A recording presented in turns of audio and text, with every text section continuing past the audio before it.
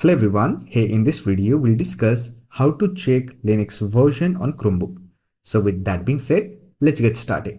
If you have enabled Linux development environment on your Chromebook and you want to know what version of Linux you are using on your Chromebook, then you can simply follow this method. For that, you have to open the terminal application. To open the terminal application, simply click on App Launcher icon, look for terminal application, open it. Now to access the terminal interface, simply click on this penguin option and here you will get the terminal interface.